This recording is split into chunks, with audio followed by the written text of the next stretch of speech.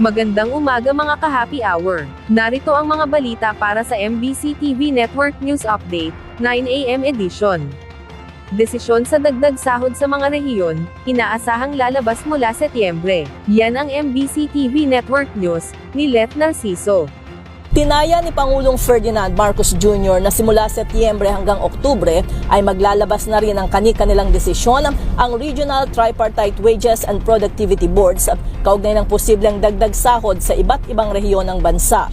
Ito'y matapos i-anunsyo ng Department of Labor and Employment ang pag-aproba sa 85 pesos na dagdag sa minimum wage sa National Capital Region. Sa ambush interview sa Bulacan, sinabi ng Pangulo na nagpapatuloy ang pag-aaral ng mga Regional Wage Board para matukoy kung kinakailangan ang wage hike at kung magkano ang nararapat na dagdag sahod batay sa sitwasyon at presyo ng mga bilihin sa bawat rehiyon. Ang susunod ay sa mga region na pero matagal pa yan, mga September, October pa yung mga iba. Kaya pagka natapos na sila sa kanilang pag-aaral, ay lalabas na rin natin yung ating mga ano yung naging resulta at kung ano ang rekomendasyon ng ating tripartite wage boards sa iba't ibang region para titignan natin na mas maganda ang magiging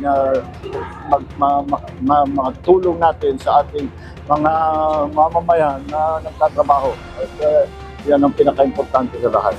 Ibinida naman ng Pangulo na sa nakalipas na 4 na taon ay umabot na sa mahigit 200 ang kabuang itinaas ng minimum wage sa Metro Manila na anyay pinakamalaking naitalang wage increase sa NCR sa buong kasaysayan ng bansa.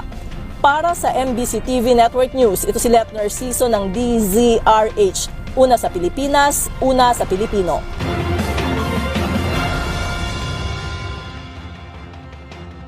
Samantala, pagsabog, naitala sa Bulkang Canlaon. Nagkaroon ng katamtamang pagsabog ang Bulkang Canlaon sa Negros Island Region ngayong umaga. Ayon sa ulat ng PHIVOLCS, nagtala ng abo at usok mula sa bunganga ng bulkan bago tuluyang natapos ang pagputok bandang alas 7:36 ng umaga.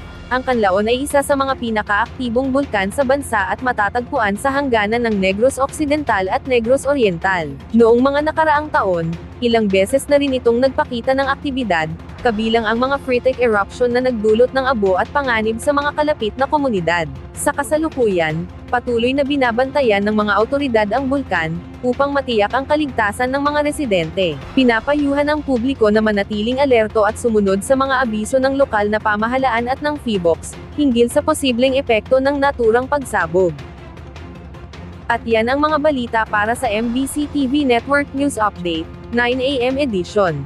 Abangan ang mga susunod na balitaan mamaya, para sa 10 AM edition.